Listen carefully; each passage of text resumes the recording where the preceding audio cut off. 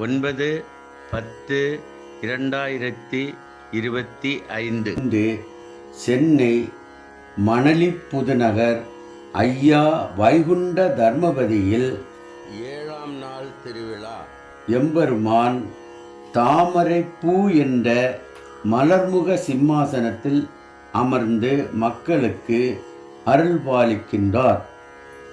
மலர்முக சிம்மாசனம் என்று எதற்கு என்றால், லட்சுமி, சரஸ்வதி, பார்வதி ஆகிய அனைத்து பெண் தெய்வ வடிவங்களும் தாமரை பூவில்தான் அமர்ந்திருப்பார்கள்.